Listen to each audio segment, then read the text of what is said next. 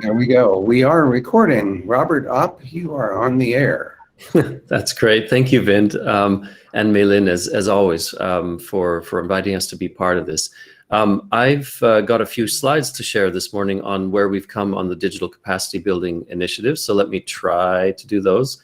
Are you seeing the full slides? Not yet. It's coming up. Okay. Yes, we're seeing digital cooperation and diplomacy meeting May 2021. Perfect. And I'm giving this presentation, of course, on behalf of UNDP and ITU, which are the co-champions for this area of the digital cooperation roadmap that we're working under. And are you seeing the slides advancing, Vint?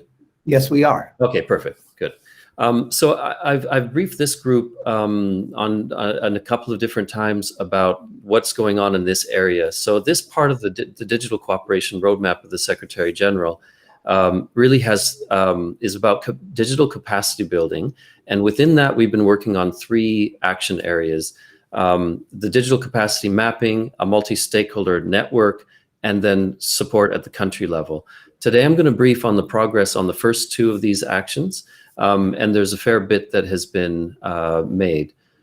The first action area was around really doing a kind of a mapping of where the capacity building initiatives are, the digital capacity building initiatives, in other words, who are the suppliers, and also then being able to understand a bit more about the capacity needs. We are just a couple days away from having a website go live on this. It is really, it basically puts the results of the mapping efforts that we've done, many of which you have in this group participated in.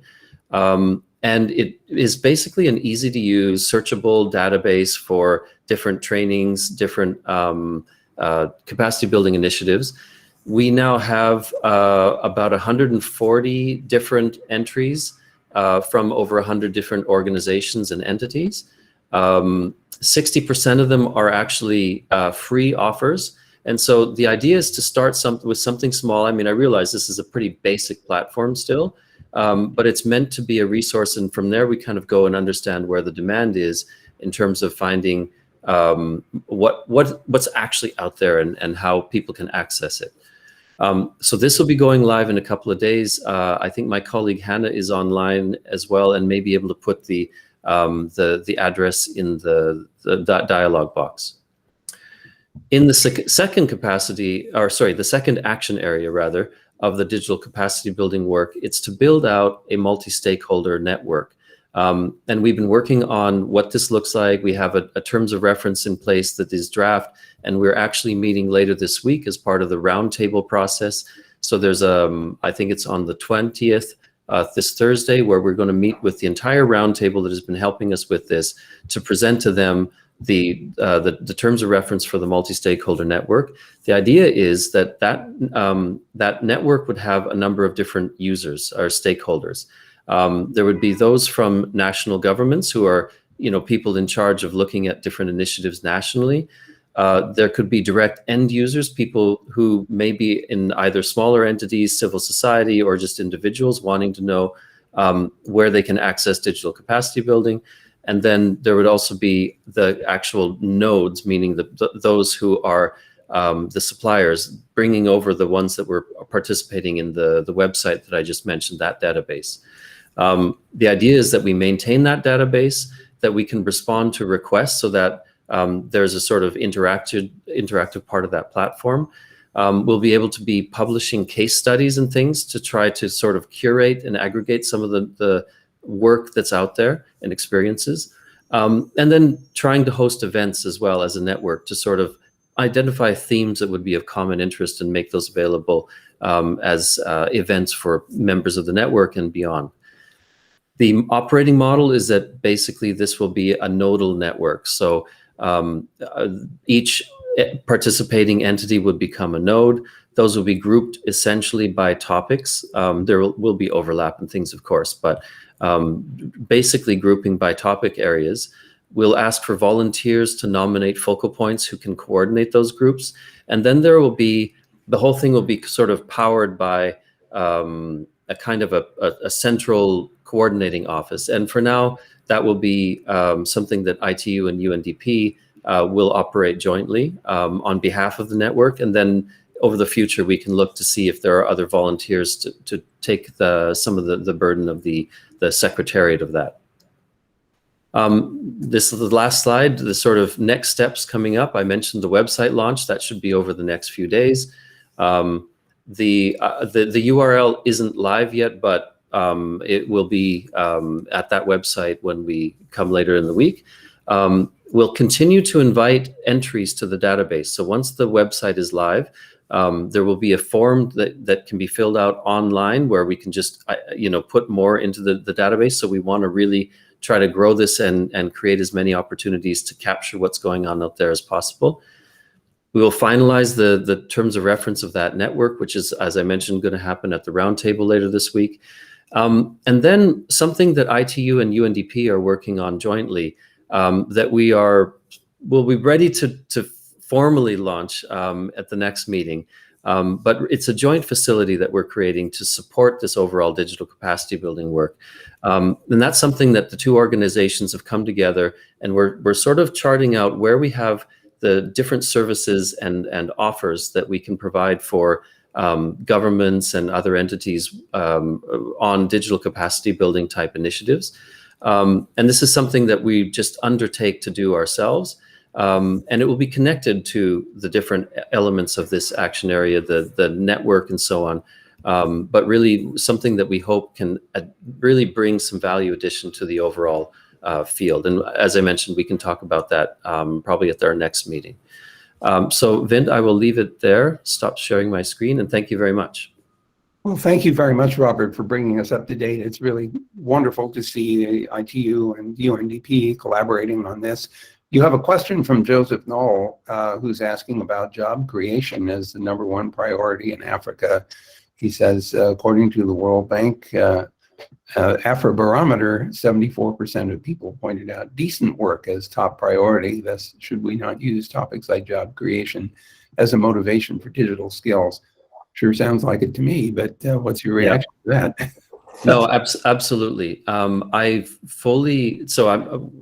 As I mentioned, the multi-stakeholder network is not quite launched yet, but I fully anticipate that there will be a group around that area. We know that digital skills are critical for a number of job opportunities that are coming available. So this definitely will be an area of interest and focus for the work going forward. Great, thank you. Don't forget to put in the chat, if you can, the URL. If you can't yet, then make sure Malin gets it to redistribute. Declan has his hand up. So Declan, what's your question or comment? Comment would be a terrific initiative, Robert. My other comment would be that a lot of the keywords you're using echo with what the European Union is aiming to do in their strategy with Africa, and indeed what the African Union Commission is trying to do as well. So, and it's just to really highlight that, and also to suggest exploring cooperation, collaboration, and then in particular to explore resource opportunities, because this is a fantastic initiative you've put forward, but I think you no doubt, and the likes of me and others will be very cognizant of the resource energy required to keep these things moving, and that cannot be underestimated. So in that light, I would encourage you to look for opportunities for driving this, what I would call a common agenda, dare I say it? Yeah, as you've rightly, very clearly articulated. So congratulations.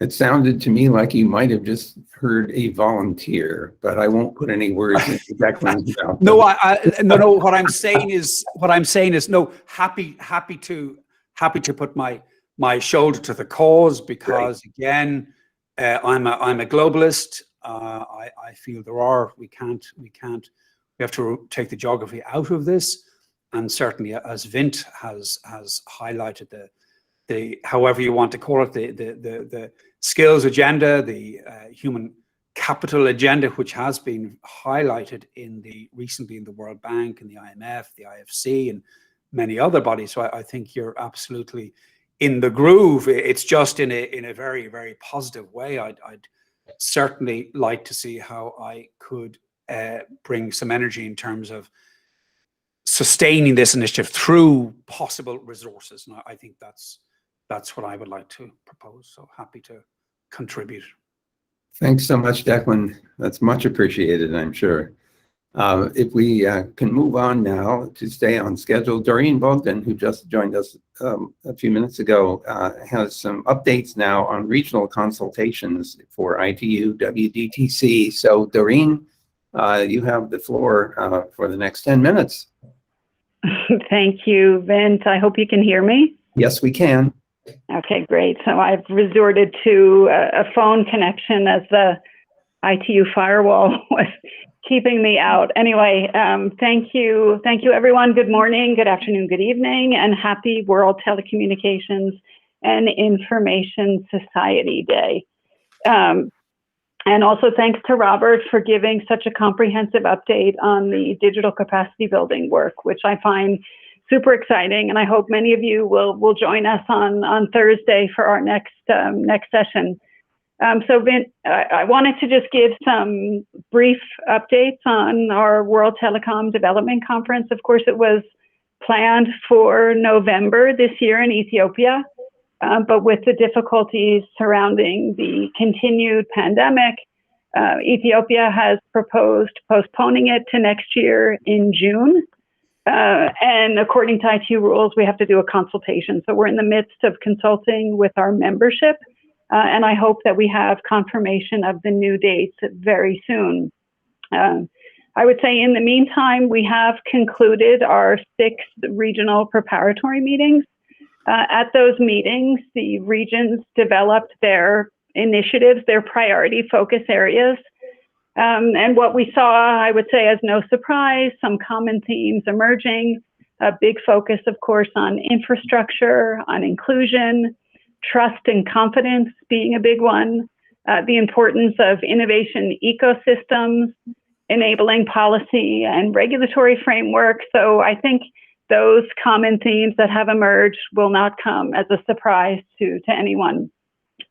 In parallel, I would say to ensure that we make progress on these new initiatives, we are launching what we call the Partner to Connect Digital Coalition.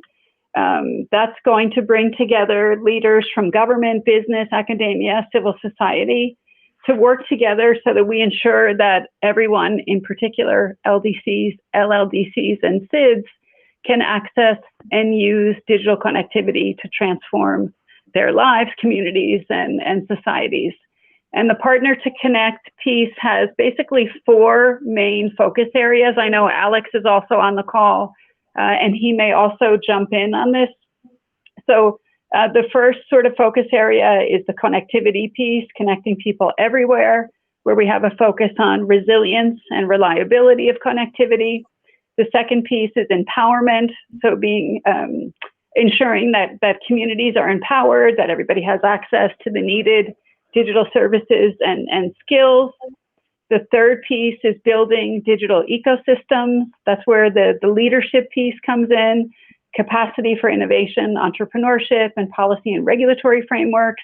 And then the last piece is on incentivizing investments. Of course, this investment piece is critical. And we're looking at both traditional and non-traditional sources. We intend to have chairs for each of these focus areas that will lead different working groups in the run-up to our Partner to Connect segment, which will be run during the WTDC. And we're looking to those working groups to help establish a baseline of indicators, to help set meaningful targets, to also identify areas where we can strengthen collaboration. And of course, this work will be done in close coordination with the Tech Envoy, with the Digital Cooperation Roadmap pieces, of course, the Broadband Commission, the LDC5 conference, and other related events and instruments in the run-up to our conference. We can share with you, Vint, in future calls, this work as it evolves. And I also wanted to mention 2 other pieces linked to the conference. We have a big youth portion. We've set up 6 regional youth groups. We have a Generation Connect board as well, because we're preparing for a very big youth summit that will take place prior to our development conference.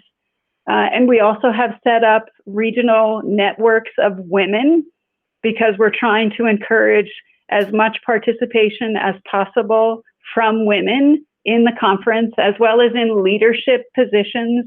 The conference has its chairs and vice chairs, but it also creates a number of groups afterwards, and we're trying to encourage women to step up and volunteer to take on leadership roles. Of course, our goal is to have a conference that's inclusive, and we're looking to deliver something that's results-focused, outcome-oriented, that really addresses the connectivity challenges that countries are facing. And we want to make sure that our outcomes are actually financed, which is why we've put a great focus on this Partner to Connect piece. And with that, I will stop. Thanks, Vint. Back to you. Well, thank you so much, Doreen. Wow, what a tremendous agenda you've set up. Would you remind me one more time about where, again, the WTDC would be held? Yeah, so it would be in Ethiopia, in Addis Ababa, and the dates that we're looking at are 6 to 15 June 2022. 6 to 15 June 2022. Okay, that's wonderful. Thank you so much. Are there any questions for Doreen or comments? Can I make a quick comment, Vint? It's Alex. Yes, please go ahead. As a new ITU colleague, and most people who maybe don't know how important the WTDC is, I'm holding up what we call the Bible from our last WTDC, which Wow. came out of Argentina. It's thick. It's ridiculously how thick it is. I mean, Doreen, I'm sure, is smiling right now, but this is our mandate from the member states to deliver our program. So this is our mandate. The members of the United Nations the countries are giving us the mandate to deliver our program for the next 4 years. So I just wanted to, for those of you that are not informed about how the UN works, this is like our big every 4-year conference. And then the launching of the coalition means we've got the member states supporting it. We're looking forward to having various ministers chair the different focus groups. So I just wanted to add that additional helpful or unhelpful information on the WTDC. Alex, what immediately comes to my mind when I see things like this, 2 things. The first one is do not confuse effort for progress, and the other one is do not confuse wait for waiting. But nonetheless, it's clear a lot of work went into preparing that report. So surely a useful reference for us as we plan for the next one. We are exactly on time, so I'm going to keep going. This time with Benedikt Signer on regional cooperation on climate and disaster insurance in the World Bank. And if I could prefix this with an observation that I had an opportunity to spend some time speaking with some senior people at the World Bank. I'm very pleased to say that there is increased incentive there to treat telecommunications and internet infrastructure or digital infrastructure with even more priority than has been in the past. And so I'm very happy to hear that. So Benedikt, assuming you're online, you have the floor for the next 10 minutes. Perfect. Thank you, Vint. Let me just try and put up the slides I have. More than 10 minutes. He has 25 minutes. You're quite right. I'm looking, and my machine learning algorithm failed because it noticed that it was 10 minutes for everything, except this time it's in fact 25. So Benedikt, you're on, and we can see your slides. Thank you. You see the full screen of the slides? Well, not yet. At the moment, it looks like we're seeing. Let me try this. Edited. Yeah, now we see full screen. Yes, thank you. Perfect. Thank you, Vint, and thank you, Millen, and hello, everyone. So what I was speaking about is climate disaster insurance and risk finance, and I have to preface this with when Millen first asked me to present these groups. I've had the the privilege, the very interest to participate for quite a long time now, I think going close to a year. But my work is not directly linked to digital development, I would say. It's not promoting digital capacity, capability, communications, etc. So not the colleagues that you spoke to in the World Bank, Vin. So it's really around risk financing. I'll say a bit more what this means in a second. So my first question was actually, well, how is what I do relevant to this group, and why does Malin want me to present? So I thought a bit about this, and this is what I came up with. And I have 3 points. I'll definitely speak to the first one, depending on time. We can break after the first, and I can touch the second and the third, but don't have to. But I think the most important takeaways that might be relevant here is an example of regional collaboration to help advance an agenda between countries and set a framework and set an institutional structure to advance an agenda, build capacity in a technically complex topic, and set up an infrastructure for advancing an agenda, in this case, financial resilience, of course, and how this can inform thinking digital development. I also have some lessons and some thinking around how I, as a user, engage with digital technology and digital infrastructure for risk finance, and some reflection what works, what hasn't worked so well. I think there's areas for improvement, again, from a user perspective, that I can touch on if you want to go there.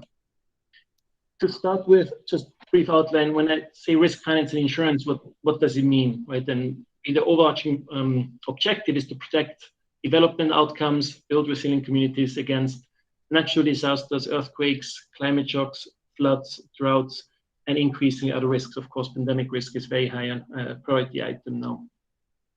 And it's all about financial risk management with financial decision makers. Primarily our clients are ministries of finance. And it's putting in place policies, financial instruments, mechanisms, insurance, but equally public financial management reforms and loans from the World Bank or fiscal planning to ensure a number of things. One, ensure timeliness of funding after a shock, after a disaster. Ensure that the government can access money quickly when it needs it following a disaster. So for example, some money within hours or days for relief, all the way to large amounts for reconstruction after weeks, months, sometimes even years. Secondly, to ensure the government can access that money cost efficiently, and that's this, you see in bottom left, we call disaster risk layering. It means how to bring together different sources of financing to address different sources of risk. So some source of money are very cost efficient for quick liquidity that you need within hours or days. Some source of money take some time to arrange. For example, issuing new debt might take weeks or months depending on the government, but might actually be cheaper, or is usually cheaper than setting up insurance in advance. So what is bringing together different financial mechanisms to set up the most cost-efficient mechanism that the government can access money and does not have to move funding away from planned development projects. So the government does not have to cancel new schools it was planning to develop because of an earthquake, but can rather tap dedicated funding earmarked or planned in advance. Third, it's just important to make sure how this money is being spent.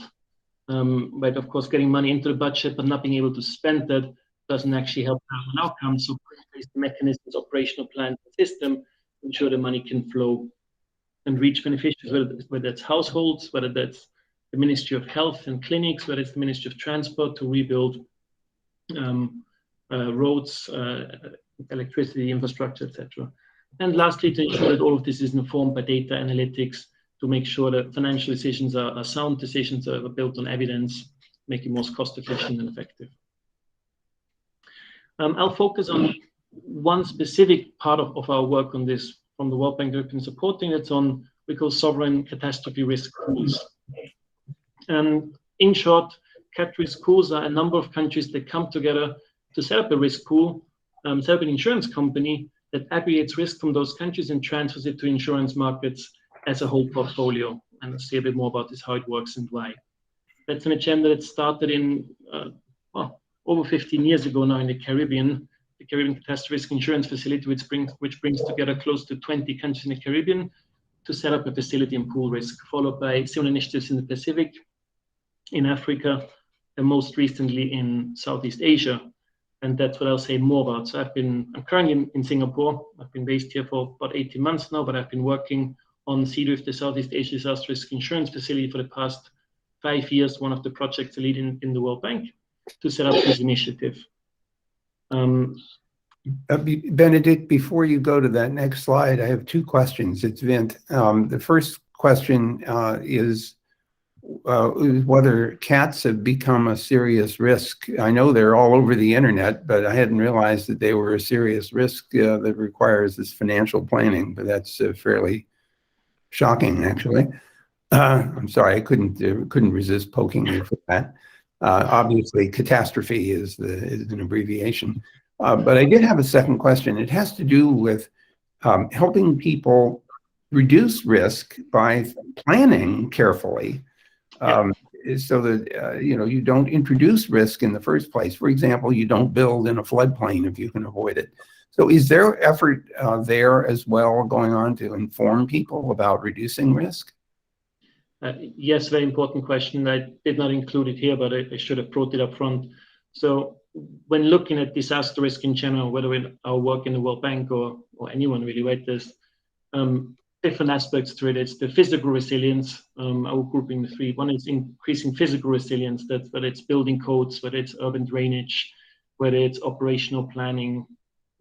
Then there's the social resilience, making sure people are less vulnerable, for example, have access to safety nets. And there's the financial resilience, making sure governments can access funds and the society can access funds. Of course, the primary driver and focus has to be on reducing risk over the long term. However, reducing risk it's difficult, it's expensive, and some risk just cannot be reduced. So there will always be some residual risk because it's either not possible from engineering, there's only so high you can build seawalls, there's only so much you can strengthen buildings, or because it's not cost efficient, or it takes a long time in a certain transition period, right? And so with financial planning, you're looking at picking up that residual risk and managing that more efficiently. Good points. Thank you so much for a quick response. So CDRIF, it's one of those risk pools, and should flag, of course, I am not speaking on behalf of CDRIF, so we are supporting CDRIF, but it's its own independent institution. And it was set up to provide ASEAN countries with insurance and technical solutions to strengthen financial resilience against disaster and climate shock. So that's the overarching objective. The key product it offers, though, is its insurance service to ASEAN member countries. And so far, you see the CDRIF member countries on the screens: Cambodia, Indonesia, Laos, Myanmar, Philippines, and Singapore from ASEAN, Japan from ASEAN +3, I'll say more in a second. Vietnam, not yet a member, though it was approved by the Prime Minister, I think, last week. So we're hoping they will sign and join in the coming weeks. I'll say a bit more about how CDRIF is set up, and I think that's one of the parts that Mei-Lin thought might be the most relevant one. And I've called it an international organization light. So it is set up as a regional organization.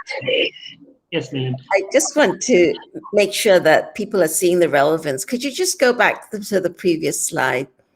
The whole thing about the relevance of this insurance trust to what we're doing in digital cooperation is that so much in digital cooperation involves the pooling of data.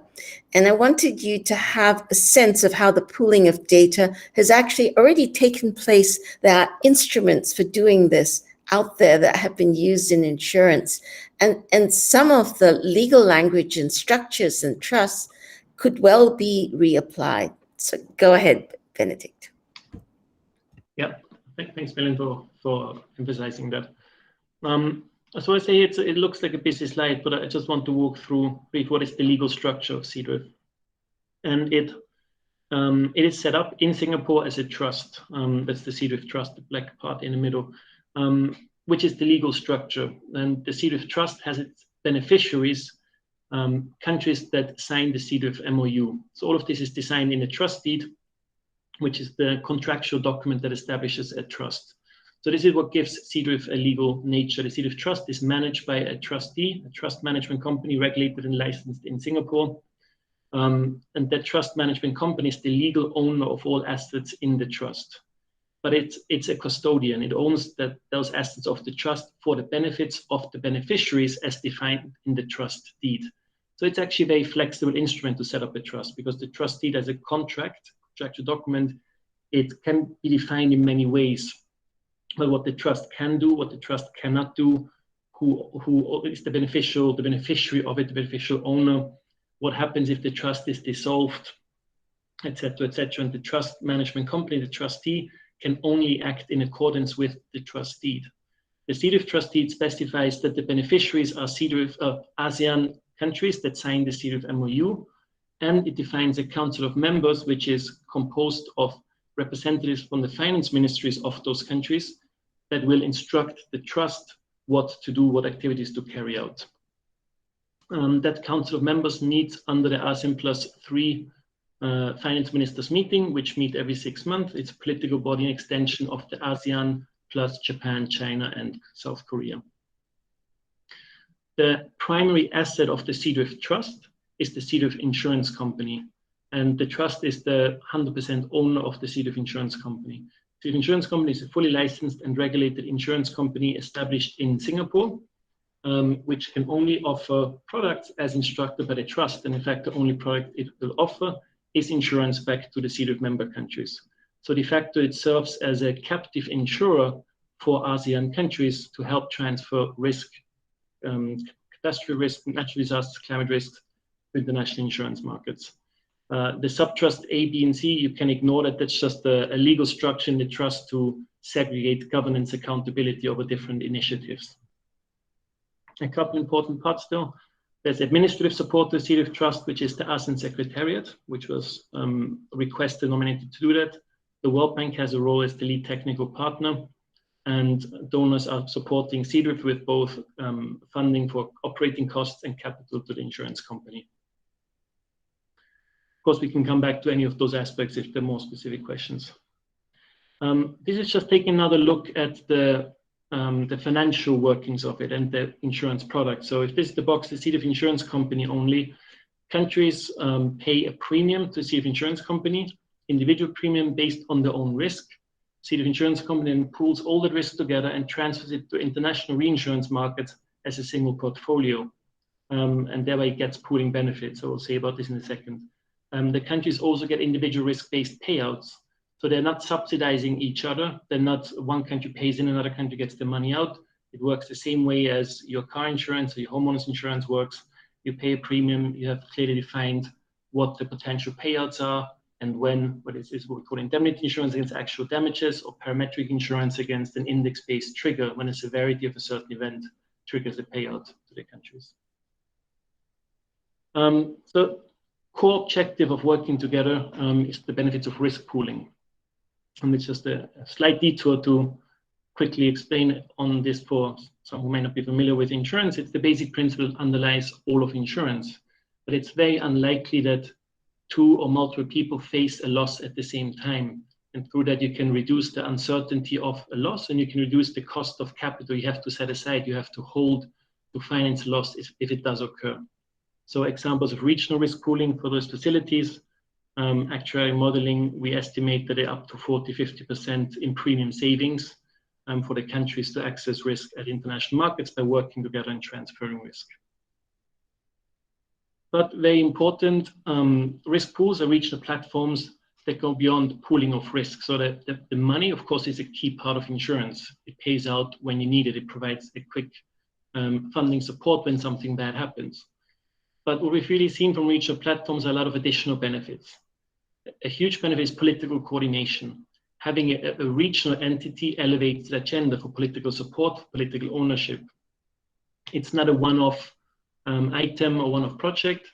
It builds a sustainable institution, a country-owned institution. And especially at the World Bank, we see this often where we finance a project. And when it's financed, once it's done, the World Bank support finishes or other partner support finishes, and the sustainability is not always ensured.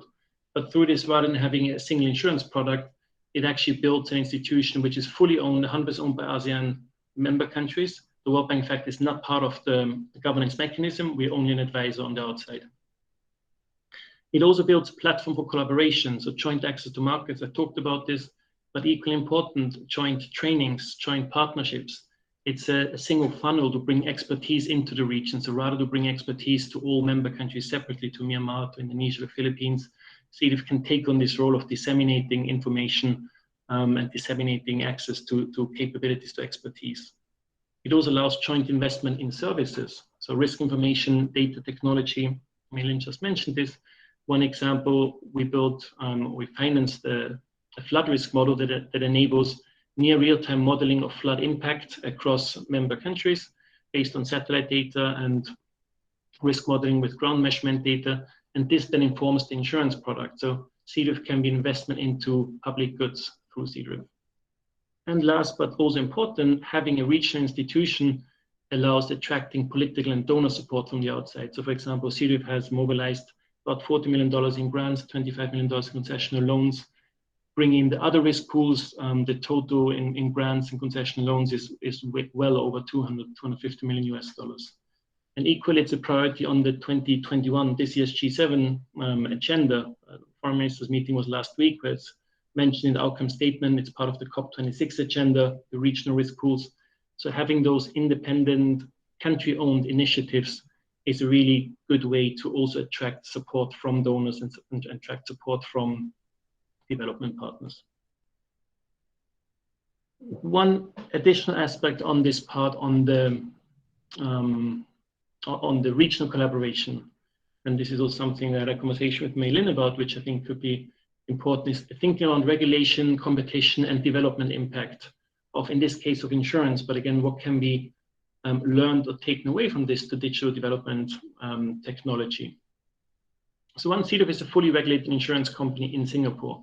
It has to comply with all the normal insurance regulatory requirements. There's a number of exemptions, but those are few and small specific exemptions negotiated with the regulator. But by and large, it has to be fully comply with insurance regulation, with anti-money laundering regulation. And through that, it also brings this regulatory best practice to engagements in other countries in the regions. So it can actually help export good practice access to regulation. Similarly, it's a clearinghouse for transparent and competitive market access. A key principle of CDRIF is to address market failure and bring risk to markets, not to compete with a market where it works well. But it actually allows countries to access markets where they couldn't beforehand. So for example, CDRIF has an insurance policy with Laos. No insurer that I'm aware of would actually underwrite an insurance policy with Laos without this kind of public intermediary. And through this, it also creates a more efficient access to international markets, which can avoid capture by a few large players. So some large international insurers, reinsurers, they may invest in building long-term relationships with Philippines, Indonesia, or Vietnam, and they get market access. But Vietnam cannot actually tap the full potential of international competitive insurance markets without having this kind of intermediary. So another question is, how can such an institution or facility enable competition and competitive markets? And last, also ensuring development impact of financing. In this case, ESG monitoring of payouts by CDRIF is built in, reporting back. Countries have to prepare preparedness plans that say how they will use payouts. But then questions, what can we learn from this on how to ensure development impact from digital technology, from big tech, big data? And so I put on a link to one interesting article that Mei Lin shared with me, actually, which is around asking exactly those questions, going beyond insurance, of course, and CDRIF insurance is a very small part of the financial sector, but looking at what can we learn from financial regulation, and what of this could be applied to big tech, and could this actually help ensure better outcomes for customers or better outcomes for development in this case. Mei Lin, should I stop here? Should I go on? I have 3 more slides with a couple more thoughts on this, but I can also wrap it up here and we can open it up for any questions. Well, I see 2 or 3 questions already, but we have 6 minutes total. So if you want to just sort of whip through the last few slides, I think that will be okay. Yep, I will do that very quickly. So one is just an important point, and goes actually back to your question beginning, Vint, is looking at insurance not just as a financing mechanism, but also as a way of driving better risk management. And I've highlighted 3 big aspects that insurance can help to improve risk management. One, it puts a price tag on risk. It quantifies risk, which helps improve risk awareness, translate risk to financial decision makers, helps inform investment decisions, helps inform trade-offs, right? It helps inform setting money aside and realizing why investing in resilience is actually so important in risk reduction. It's also a good incentive for data collection. Simplified, better data means cheaper insurance. If there's a lack of data, it leads to uncertainty, it leads to increased prices, sometimes even something becomes not insurable at all. It's also incentive for risk reduction, of course. Less risk means cheaper premiums, means financial savings. So it's not always as direct a link, but by and large, it's something the insurance can help push and help drive. It also helps bring discipline to post-disaster damage assessments, post-disaster spending, and making sure money actually goes where it is supposed to go. Just a brief overview of where technology can come into for risk financing. So all the way from data collection, data acquisition, mapping, exposure data mapping, buildings, understanding where people live, what it means crowdsourced or IoT sensors or satellite, remote sensing, drone mapping, both in advance just to know where data is, but also post-disaster to understand damage and impact. Managing the data, monitoring on an ongoing basis, assessing risk, modeling and quantifying risk to the financial analytics and pricing of risk, which can help inform insurance, placement, risk transfer, financial decisions, and then claims management and settlements. We go more into the fintech, insurtech side of things. So across this whole, look at it like an end-to-end data system for risk financing. This is more or less what we're working on at the moment as well in Indonesia and the Philippines, trying to pull the different pieces together. And a couple of quick reflections from my side as a user of digital tools and services. What I found when working with technology, very often I found there's too much a focus on new technology when basic systems are lacking. And very often there's a focus on new tools, but not enough focus on the deployment of those tools. So the one message I find often, the problem is often that many problems can be solved with technology that exists, but it's very hard to deploy that technology, to bring the right expertise, the right systems, expertise both within governments, right? And we heard a lot about digital capability, capacity building, which is fantastic, but also bringing in the right outside experts to help tailor and deploy tools. I have one example on this, I need to talk through this, but a lot of effort, I think a lot more effort could go to deploying things that already exist well and building those very basic systems, and maybe bridging the divide a bit more between experts who work specifically on digital tools, digital technology and tech, and all those other sectors and areas that benefit from it, that could benefit much more from it than they're doing currently. And I will stop here. Thank you, Vince, back to you. Thank you so much, Benedict. This is a tremendous initiative, and your explanation of it was crystal clear. Thank you for that. We have two comments, maybe three, from Rajinder and from Lynn Wells. Let's start with Rajinder, who asked risk pooling. And his question was, can we do resilience derivatives? In other words, risk prevention derivatives. I'm not sure I understand the question, Rajinder, but it's possible that that Benedict knows exactly what you mean. Maybe someone can explain. I don't know, Rajinder, if you want to come in, otherwise, maybe. I'm not seeing Rajinder on the display right now. So if you know what he means by a derivative, that would be interesting to hear an answer. I'm not exactly sure what he means by resilience derivatives. There are different ways, of course, of bringing money from capital markets into both resilience structuring projects. And there's also quite a lot of effort ongoing on trying to find ways of capturing the benefit of risk reduction and the savings of risk reduction in cheaper insurance, and how this translates. If you have risk transfer, you invest in risk reduction, can you actually gain some of that value back by capturing those savings of reduced risk? Yes, a lot of work is ongoing. I have not yet seen a structure which actually, I would say, where the numbers work out, just because risk reduction is a long-term effort which pays off usually in long term, and it's hard to monetize it in the very short term. I think any ideas in that area are very, very important, because as you said at the beginning, ultimately the focus has to be in reducing the underlying risk sustainably and managing over the long term. So thank you. Lynn Wells and I both had similar questions about trying to come up with standards that for response and the use of the insurance funds, like don't build back in the floodplain. So are there provisions for the use of the insurance payout in order to reduce future risk? Yes, almost. So in this case, because the insurance payout from CDF at the current product, so we're working on a product with CDF for long-term reconstruction of assets and infrastructure. Right now, it's quick injection of liquidity. So the funds are not significant enough and not really meant to be used in the long term to pay for emergency response. But countries have to prepare preparedness plan that sets out how they will use it, for what kind of activities, how the money will flow, be executed, what it will be used for. If they don't comply with that, it will be cut off from CDRIF for future insurance products. So they have to report back to CDRIF after 9 months. There can be both CDRIF or the World Bank can request environmental and social audits to make sure the money was used for what they said it would be used and was not used for drugs, guns, weapons, etc. If that does not work out, then the access to CDRIF will be or can be cut off. Thank you for that, and we are out of time, but you kept us very close to schedule, so thank you so much for that, Benedikt.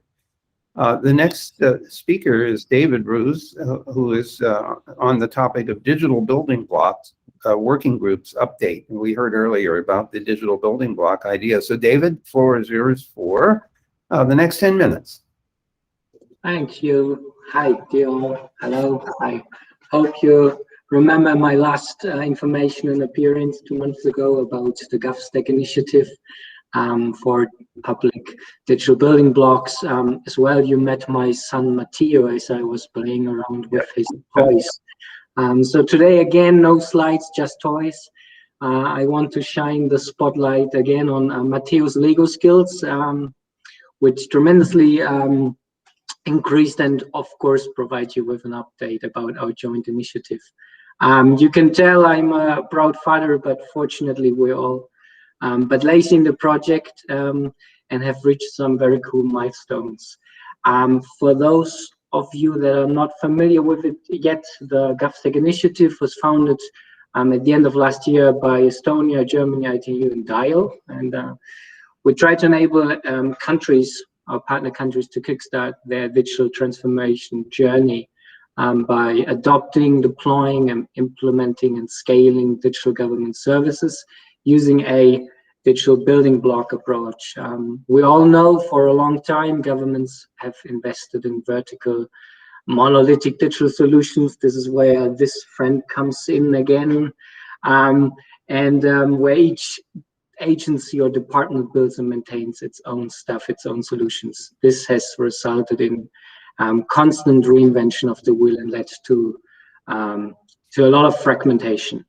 There are huge challenges for countries building technology stacks by using interoperable platforms based on domain-driven microservices that work across government ministries to enable joined-up digital responses initiatives. This is where we want to get in.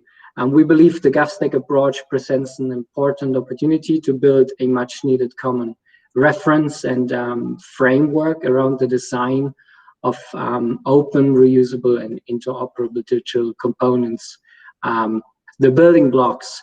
And we believe we need this to help governments address the issues of, to reflect what happened lately, I could not only welcome a new Lego builder, Leander, to my family, but we also kicked off the regional implementation at the Horn of Africa, funded by the EU Commission. In a great workshop organized under the Horn of Africa initiative, we brought together around 100 key representatives, government officials, and partners to look at the status of digital strategies. And we identified common challenges that will be addressed through a EU D4D engagement within the Horn of Africa initiative and their regional framework. Our GovStack initiative was presented as the tool that will help transform digital public services in the region. With this workshop, as I said, we included more than 100 participants from the governments of Djibouti, Eritrea, Ethiopia, Kenya, Somalia, and Sudan. Of course, alongside with our technical experts, with our partner organizations like Smart Africa and the World Bank, and some private sector representatives of the region. And this is my history. This workshop was conceived as a first step of the process we started now that will be funded through a 10 million grant allocated by the EU. We will currently organize focus groups with these countries, and we meet again in June around the second component of our intervention, cybersecurity. So if you're interested in activities, interventions of the EU, the D4D hub at the Horn of Africa, make sure to get in touch for the June's workshop with the Horn of Africa initiative. Again, the GovStack initiative on Wednesday will host a little panel session at the World Summit on the Information Society Forum, VISIS, as a kind of a launch event for the GovStack initiative. I'm happy to share the link here and see you there. Since our initiative is a collective effort, which is community-based, this panel really aims to highlight the opportunities by including a diverse range of representatives from international and regional organizations, government, civil society, and of course the private sector. So just like the GovStack community, the session will bring together expertise needed to help understand why we're moving this way, and why and how governments might stand to benefit. Feel free to tune in. What else? We have a call for experts online on our new Fancy Dancy website. We are always looking for more experts to strengthen this community, and yeah, please join us. We are now ready to increase the participation in the first 5 core building block working groups. This was around ID and authentication, information mediation, payments, digital registries and registration, as well as security. And now we aim to start 5 new additional working groups. So we do the second step, including consent management, e-marketplace, messaging, scheduling, and workflow and algorithm. So if there rings a bell and you know this guy or that colleague that knows everything around it, and is a neutral key expert, independent and easy for us to hire, or super keen to in-kind contribute, please make sure we know about this this or that person. The submission I share the link to is open until June 15th on our website, and successful candidates will then be contacted by the beginning of July. What else? Last but not least, I think I think I referred in the first session I joined with you, we further defined a productive and definitely not Monty Python-esque cooperation with the Digital Public Good Alliance, that are onto something same but not yet quite.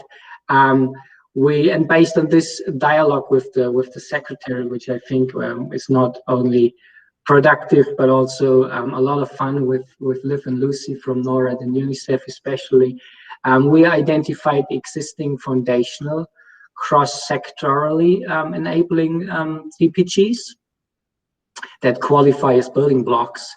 And of course, we want to deep dive into that. And for that, the Digital Public Goods Alliance starts a community of practice, which is called GovStack, that will further do this deep dive.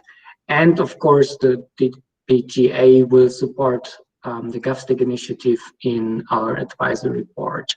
Yeah, the community of practice aims to support something like the discovery, identification, and of course the implementation of more DPGs that can function as modular components or layers in our stack picture in a whole of government digital transformation approach. And this community of practice will be convened by the DPGA secretariat and co-chaired by GIZ. I will share first draft of the TORs also on our Google Drive with you if you're keen to comment or join. Well, yeah, thank you so much for your interest and attention again, and please get in touch with me directly if you're keen for joint adventures, or with my colleague Christian Kmelin, who's also in this call. And yeah, please excuse me, I'm over my time, and I'm not kidding. I need to jump on my bike now because I need to apply for a new identity card, which I cannot simply do online. And I'm not kidding, but at least this indicates, at least me, that we're onto something with global relevance and hopefully impact. Thank you. Thanks so much, David, and thanks for keeping us pretty much on schedule. We don't have time for questions, but I want to make one observation, and that is the very scary supply chain issue that has arisen. If you look at SolarWinds, you know what I'm talking about. I think that the entire idea behind those digital building blocks will depend very heavily on your ability to defend against a supply chain style attack. So something to be extremely cautious about, I think. So thank you. I hope you succeed in getting your new identity, and we'll look forward to discovering you again on the next call. Thanks so much, David. Thank you. So moving ahead, by the way, David, do pay attention to the chat, because there were some questions for you and requests for connectivity. The next session is on IEEE standards, specifically open source platform, with Alpesh Shah and Adam Newman. So Alpesh and Adam, you have the floor for the next 15 minutes. Okay, and Adam, are you on the line?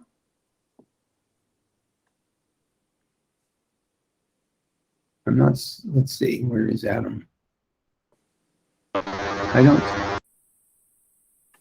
I'm not seeing, oh, there's Adam, yes, okay. You're both the headset. Can you hear me now?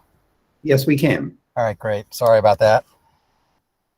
All right, so thank you very much. I'm going to go ahead and share my screens because we do have a few slides to speak to, and the interior of my truck isn't necessarily an interesting background. I'm on a road trip back to New Jersey from Indiana today. So I am borrowing Starbucks hot Wi-Fi. Oh, good. I'm glad that you're not driving. Thank you. Oh, well, I'm a little crazy, but I'm not that crazy. Good. All right. Fair enough. Okay. So we're going to talk a little bit today about a project we started about 5 years ago, and that's the combination of open source and IEEE standards. So my name's Adam Newman. I'm a senior director for standards, innovations, development, and operations. I'm working for Konstantinos Karakalios, who's our managing director. And about 5 years ago, Alpesh and I began a project to look at the intersection of open source and standards with our corporate advisory group. That's an advisory group that represents the entity members of the IEEE Standards Association. And we began with a series of use cases that include standards and, quote, non-standards use cases. And we had an incubation platform called Industry Connections, and it let us pilot some open source processes aligned with our standards and non-standards projects, and really sort of get our feet under us from both a process and an implementation perspective to make sure we could put together something that worked for our very diverse set of communities. For those of you who don't know a whole lot about IEEE standards, we have members in something like 140 countries. We have about 14,000 standard developers working and about 1,500 active standards projects right now. And it's truly a global effort. More than half of our entity membership is outside of North America at this point. So it really became important for us to find ways of working globally, openly and transparently. And it seemed like a really good time to combine standards and open source. So we spent a couple of years developing an open platform, both from a community, a governance, and a process perspective. And we officially launched our SA Open platform a little more than a year ago. We launched it in February 2020, just in time for COVID to hit. And it turns out that having that platform available for the last year really helped some of our community and developers grow. We've gone from less than 10 pilot projects to more than 100 projects, more than 700 community participants, and I think it's now 4 standards that contain open source and another 15 or so in process. So we've really gone from nothing 4 or 5 years ago to a working and growing platform that we really think can bring value to our communities, in both our traditional communities and communities far beyond a North American and European centric set of communities and traditional standard developers. Our current platform allows for open source projects, both standards and non-standards based, to set up a community in a box. It includes sort of the normal things you'd find in a Git instance. We actually use an open source version of GitLab, and we are open sourcing our platform itself so that others can fork and replicate and get value from and provide value back to the platform in a truly open source method. One of the reasons we chose GitLab and open source was that so we and our communities could control what features were added for what projects at whatever time they needed, and that we could do custom development that we could then flow to other projects in the community as they saw value in them, and so that we could also have flowed back to the core platform development done by the community. We also are using Mattermost as an open source version of a Slack-like instance. We're experimenting with an open source video conferencing tool, open source project management, monitoring, reporting, Kubernetes, etc. I probably talked to most of this. One of the really good things about having things like Mattermost and chatbots in the core platform whenever you're doing not just open source projects, but standards development related to open source projects, is that you can have records of what's going on from an open consensus discovery perspective, so that as you're doing some of the pre-standards work, it's really potentially useful. And because you have the ability to make tickets confidential, you can also do things that need to be done within a working group or within a community before making it public as part of the publication. We do have on the call today, and so he can answer chat questions, our open source community manager, Josh Gay, who is the person that's really driven a lot of this, along with our executive director, Salona Bonewald. And Josh has taken a number of projects through our open source processes, from an idea to publication of the standard, including a Git repository as part of that standard. So I'm going to skip the slide in the interest of time. So I think for standards people, one of the big questions has been, how has open source impacted our standards process? And it's primarily in layering it into our certified SDO processes. So we've updated our project request form so that communities can choose open source and choose one of our approved licenses for both contributions and publications associated with that license. We have currently 2 software licenses approved, the BSD3 clause and the Apache 2.0, for use in a standards project. And we have actually a comment period going on now related to the CERN license for the for open hardware. I encourage, the URL will be at the end of the presentation, but if anybody's interested in commenting on that license use, you can go to opensource.ieee.org and participate in that. Each project gets approved on its normal process from the standards board perspective, and also gets approval to use the platform. We actually can use the platform to request that approval. You can create a ticket in Git for our open source committee, and it gets on the next agenda. And if it's a standards project with an approved PAR, such approval is essentially automatic. And then they can go and develop and publish the standard along with the references to the open source project. I have a couple of slides here that that look at the platform and what it looks like. So you can see the project request here and the open source platform as I captured the screen capture about a month and a half ago. You can see here a particular project request. And then our standard project management system for all standards projects will then have its approval process. And you can see here, I've clicked the pull down to select one of the approved licenses for use with standards.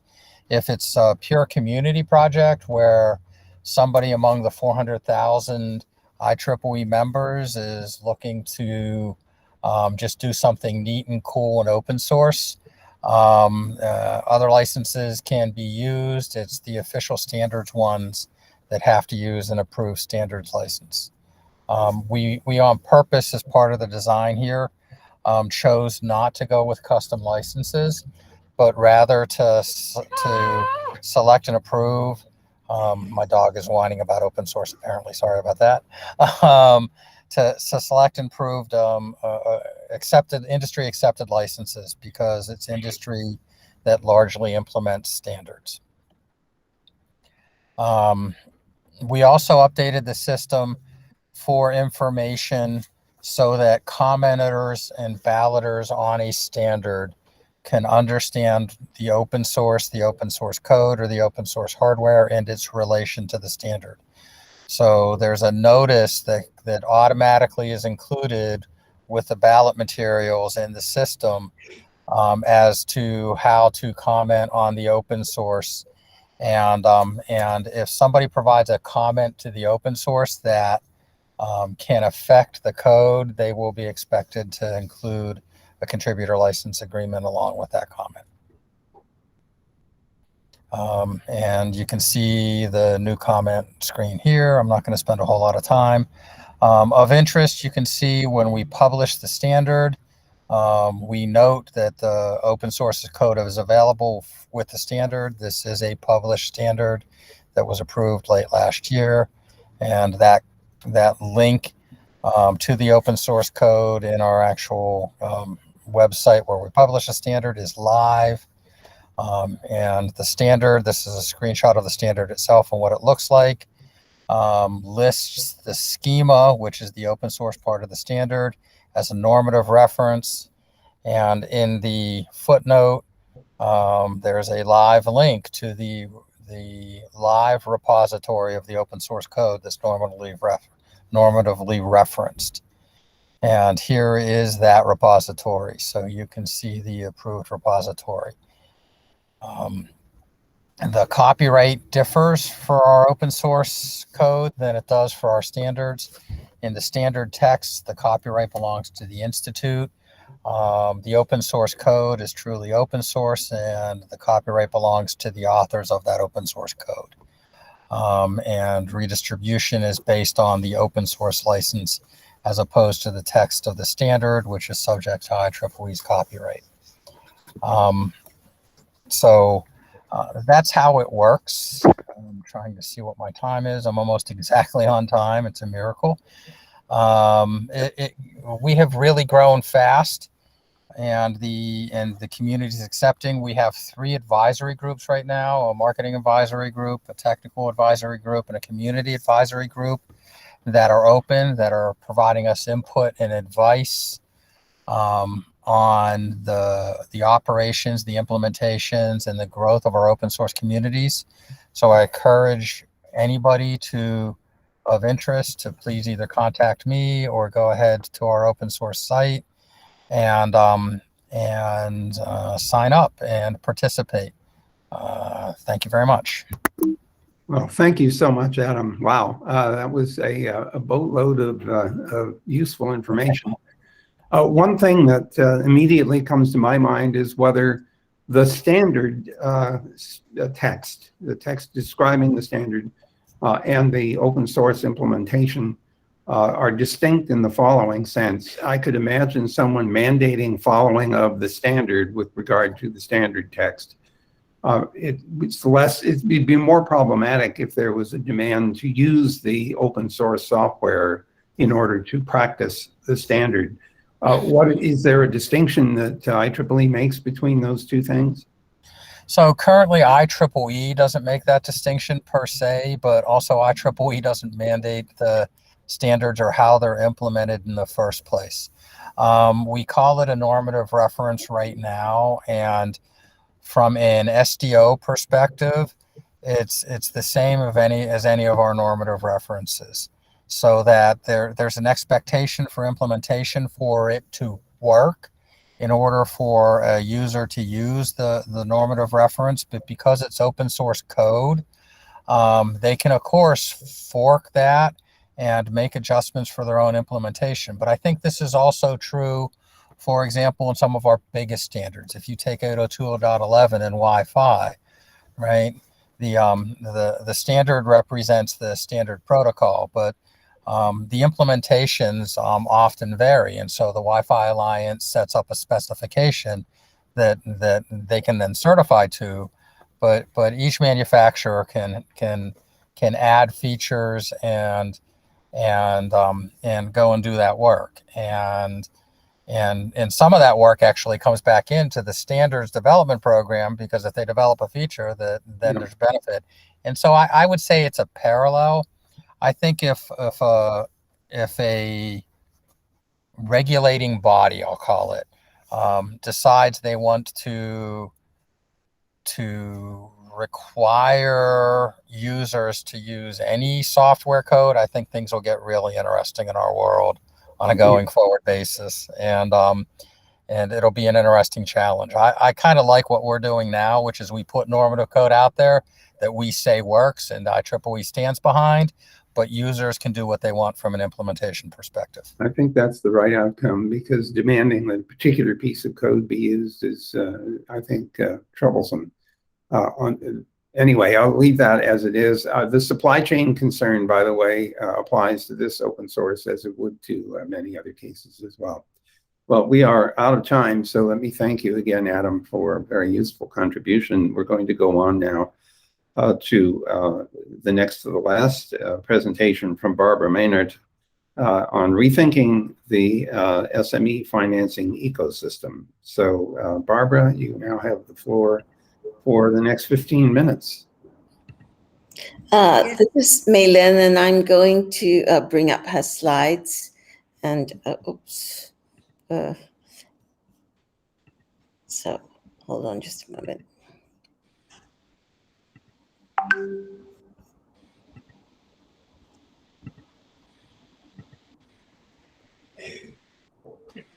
Can you see? Yes, they're coming up now. Okay.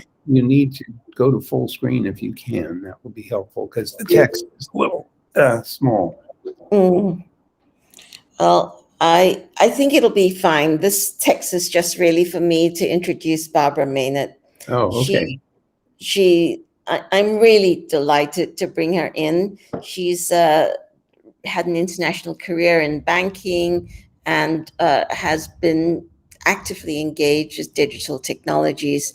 She's a senior advisor to the Fung Group, and that's not my group. It's the famous Fungs, Lee and Fung. I'm not related. And she has been an advisor to their subsidiary companies. I'm really delighted that she is able to talk with us having experienced both the establishment of the Hong Kong Airport Authority and the Hong Kong Securities and Futures Commission, she's really going to talk about, bring us back to the SME financing topic. We've had some dense presentations today. Barbara is a wonderful thinker about this. And so Barbara, welcome. And I will move the slide up for you. Okay, thank you. And Maylene, thank you for that introduction and for inviting me to participate in this event. I'm absolutely delighted and I'm so grateful to have the opportunity to meet a different network of people. I'm basically a private individual in the business sector, and I get involved in various things, particularly to do with the MSMEs, just as a way of my contribution to, you know, to make a difference.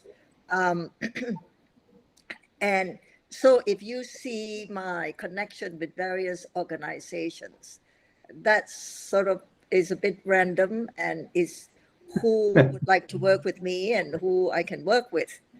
So I like, in these few minutes that I have with you, I'd like to talk about two studies that I'm contributing. One is being undertaken by the International Chamber of Commerce, and the other one is by UNESCAP. That's the United Nations Economic and Social Commission for Asia and Pacific, which is the highest organ of the UN in Asia Pacific. I mean, as you know, in every region, there is a commission, and this is the largest commission because it covers 60% of the world's population. And these studies may be of interest because it relates directly to the topic that I know Maylene and the People-Centered Internet is very interested in, which is rethinking the MSME financing ecosystem. And they may come in from a different perspective. These two studies are not yet completed. So I'm not going to delve into the detail because the details will come when they're completed. I'd just like to tell you something about them. With regard to the ICC project, these came about in the early part of last year when the supply chain, particularly of consumer goods in this part of the world, were quite devastated with cancellation of orders. And after things calmed down a bit, it was really quite impossible for SMEs, forget macro price, but even the small and medium enterprises were serious.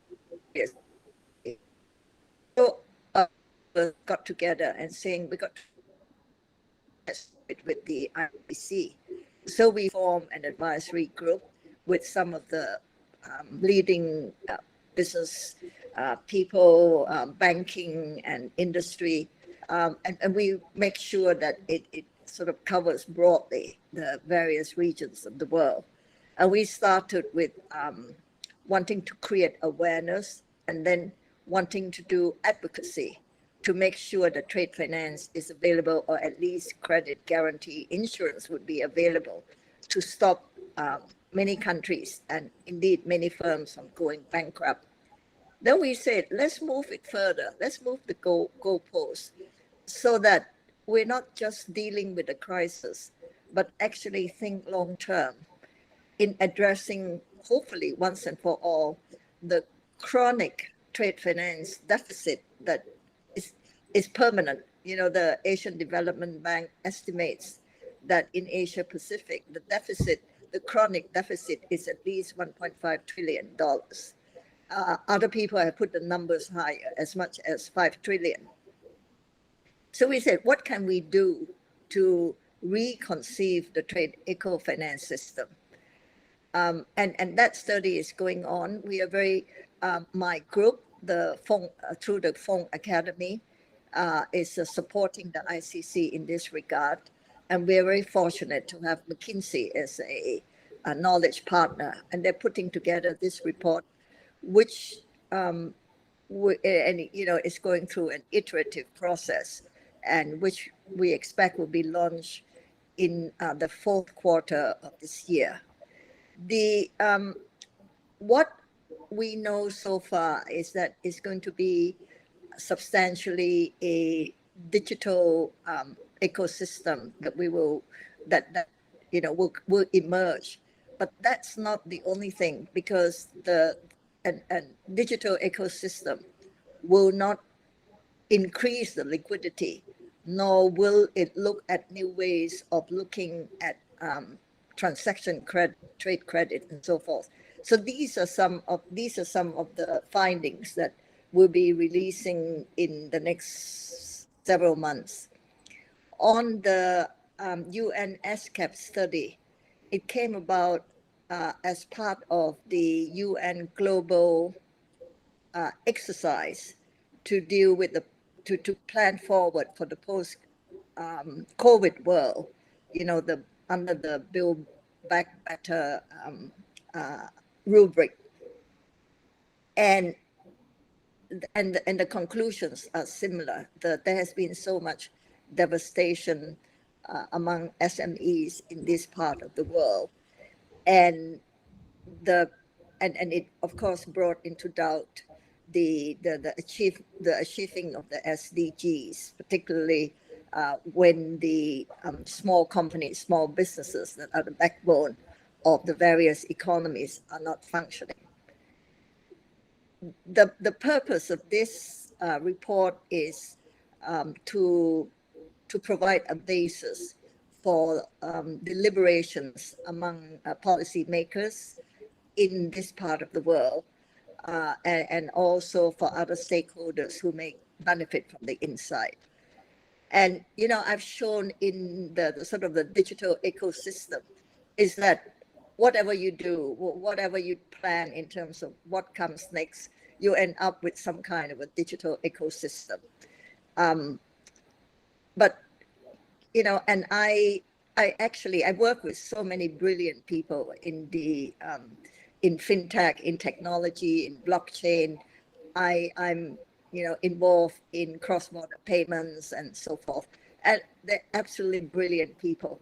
And I have no doubt that within 5 years, we're going to see some very dramatic changes for the better through the digital technologies that we are now experiencing. But then I look at it and I ask myself, and in fact, I discovered this is what Mei Lin, your organization has devoted itself to saying, how do you make sure that the MSMEs, not so much the enterprises, but the people who run those enterprises are actually and have the sufficient digital literacy to participate in whatever brilliant digital ecosystem that we can come up with. So Mei Lin, if you could go to the next slide, please. And Mei Lin suggested that since I live in Thailand, to look at Thailand maybe as a bit of a case study, so I did look into that and what it does. And that reminds me of what Robert said, and I was really delighted to see that what they are doing in terms of the digital transformation and so forth. But then it also seems to me that each country is so different. So let me just share a few things about Thailand, which I find quite fascinating. First of all, there's 70 million people. There's 90 million mobile connections, 70% internet penetration, 80% social media penetration, 74% in mobile commerce, 84% in e-commerce adoption, and is the number one in the world in the use of banking and financial service apps, which is 68% of the population. All the numbers that I quoted means that Thailand, in terms of the portion of population, is among the top 3 in the world. But the sophistication, there's a catch to this, but the sophistication is not limited to the, the use of the social media, mobile phone. I just want to say that the mobile banking system in Thailand is so fabulous that I actually look forward to paying my bills so that I can use that mobile app. I mean, this has never happened to me anywhere else in the world.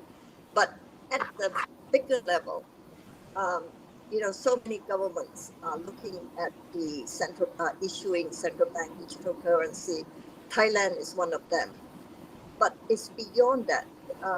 Just been recently announced that Thailand, together with Hong Kong, China, and the United Arab Emirates, have jointly announced that they are implementing a bridge, a multi CBDC bridge, which to test cross-border payments.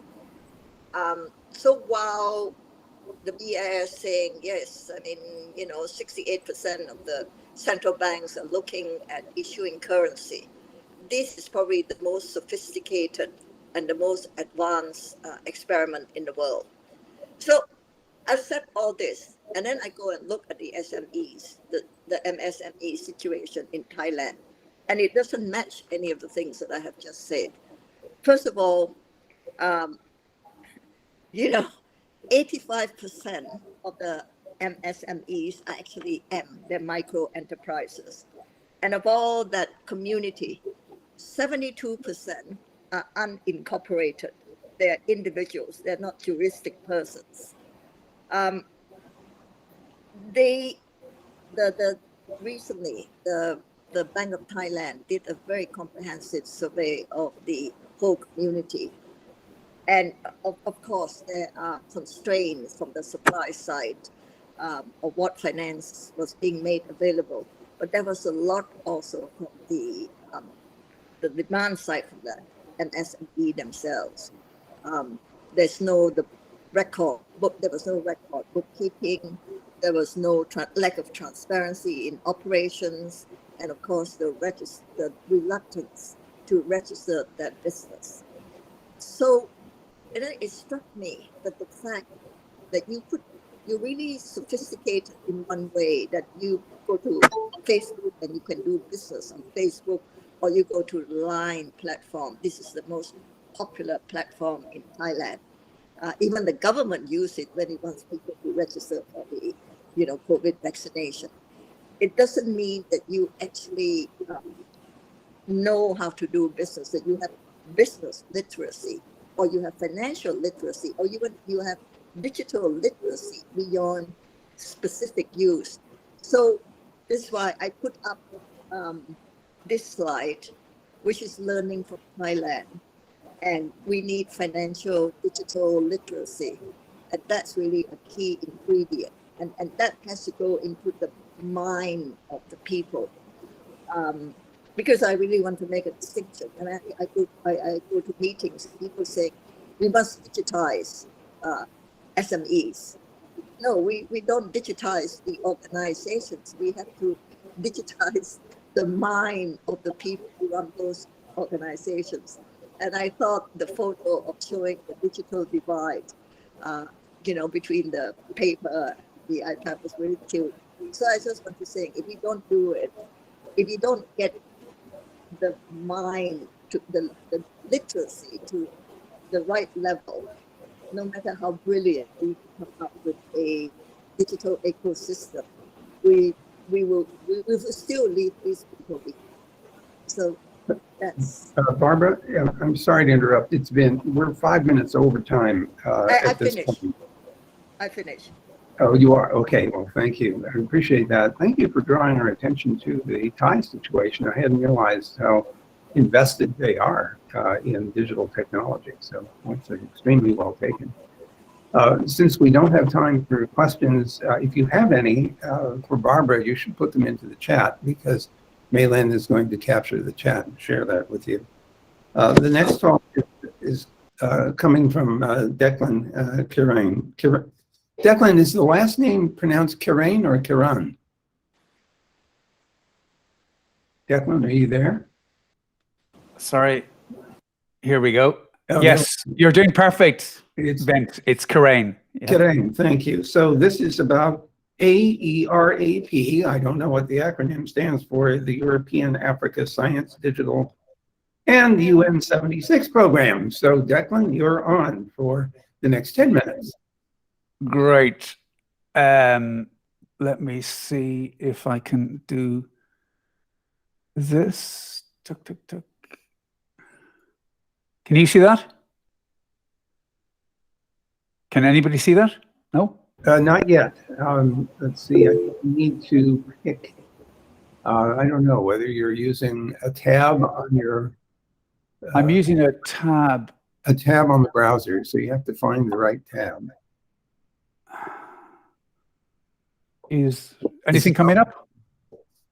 This is always a challenge to learn how to use these various conferencing systems. Well, let's see, it doesn't show that you clicked on showing your screen yet. It's the Present Now button down at the bottom of the screen. Yeah, I had hit that and it's blacked out, so it must be... Okay.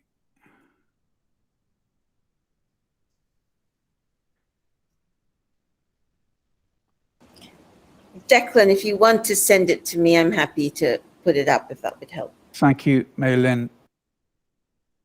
Does that do it? No, we're still not seeing anything. Oh, there we go. Yes. Here it is. Okay. It's coming. Yes. Yes, you can see it. Africa Europe Science and Innovation Summit. That's what There you go.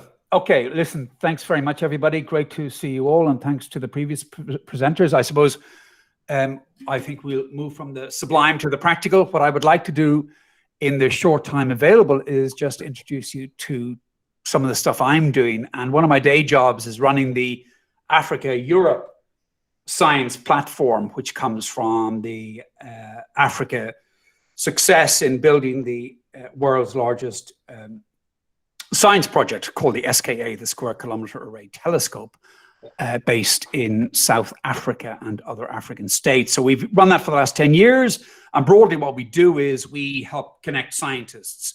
So what I just want to show you is one of the activities we undertake. So in June, we will organize the Africa Europe Science and Innovation Summit. And this is the first edition. We've done various high-level meetings previously, but we're striking out. And the reason we're doing that is for a number of reasons. One of them is because the European Union will launch a number of funding programs, the Horizon Europe program and the NDICI program, which supports broadly development in Africa. And the first of these programs is a science and research program. The second is not, but has science at its core. So we're going to be going for a week beginning on the 14th of June. And rather than yakking on too much about the event, I thought I'd just give you a quick survey. And this is my, whatever you want to call it, sort of beta version of the agenda, which will go live tomorrow. So on Monday, we're running a series of training days on using patent data, proposal writing, all the sort of good stuff with which Africans can really benefit from. And the aim there is to really build soft skills, educate, inform, and enable those cooperations and collaborations. And of course, in a broad sense, we're driving science collaboration. That has been a very hard sell, but I can tell you well, we're not post, but in this pandemic, the recognition of science as a driver for addressing global challenges, including the SDGs, is absolutely recognized globally by policymakers. So that's done. So that's part of the driver for this meeting. Then on Tuesday 15, we'll have an opening plenary. We in this meeting want to. It's not a ministerial meeting. It's not a science meeting. It's a meeting where the two meet. So we have about 45 ministers confirmed from Europe and Africa who will take part in this. So we'll have this opening plenary on Tuesday, which will look at the science narrative. Our main objective is addressing policy, creating new enabling policy, to allow science to happen. And of course, that's a whole bunch of stuff, including funding. But one thing it does include also is the enabling regulatory environment. So we will have a number of foci on data protection. We are looking at the GDPR in Europe as becoming a global template. And again, I'm not saying it's a good or a bad thing. I'm just saying it seems to be happening. But of course, the impact on this, of this on science and collaborative science and data-enabled science is something we really want to help folk understand. So it's not about, investing money in more, biobanks or clinical trials. It's about doing that, yes, but then ensuring that regulations, and I've mentioned the GDPR, but I'd also highlight in vitro diagnostics, clinical trials, regulations on medical devices, on the digital single market. A whole raft of these regulations are coming down the rails in Europe and indeed in the United States to very differing degrees, but I'm just pointing to the evolution of regulation primarily. So we want to make sure that doesn't become a barrier to cooperation with the science collaboration with the United States, or rather Africa, but including the United States, because one of the key players in this meeting here will be the US NIH, which you will know is a primary, if not the primary funder of collaborative research and development in Africa in the health sphere. So a lot going on there. And then another primary focus will be women in science. And we can thank Mei Lin for her drive and energy there. And then really looking at some of the sessions, I'm not going to go through them, of course, but on Wednesday, we're running 20 parallel sessions on, covering pretty much, you say pretty much everything, but of course they are linked. They are linked by data. They are linked by computational science. They are linked by data sciences, and they are linked by access to and use of data in many forms. So I just point to that. But of course, we need to see what the commonality is, what the drivers are, what the capacity is, how that capacity is necessary for, as you see there, we're looking at, in one session on our digital futures. So what is that? How do we build capacity to enable science to deliver innovations, to lessen the health burden, and of course, drive responses to future pandemics and future global challenges. We'll do that for Wednesday and Thursday, and then on Friday, we're going to build, it's not all there yet, but we're going to build cooperations and we're going to build consortia. And that specifically is oriented towards putting together consortia for EU funding. So at the moment, we're looking at about 20 of those. And the overall objective of the meeting really is to, as I mentioned, drive policymaker engagement, build awareness among scientists of policy development, write policy, create policy. On the policy creating point, one of the major outcomes of this meeting will be draft policies and input to regulations, which will be taken forward to the EU Africa Summit, which will take place during the French Council presidency in January of next year. And that's a big fandango in terms of policymaking EU Africa. And there's a whole raft of policy initiatives around that, but we want to drive the agenda for science, drive awareness of the contribution of science to many of the policy objectives people are addressing within the broad politics, and ensure then there is an enabling environment for that. And that means, of course, it means funding, but it means fundamentals. It means creating information on who is available for partnering in Africa. And that's a very pedestrian task, but hugely, hugely important. And that's got to be symbiotic as well, in the sense we need to share information on European partners in Africa, all that sort of good stuff, but driving awareness and driving African leadership in all of this stuff, because it has to be African solutions for African problems, but of course, relying on global developments and global initiatives. So that's really the Arab Summit in June, and then really taking that as a template. And with my dear friend Mei Lin, last year we had a go at driving awareness of science at UNGA 75 with some good success.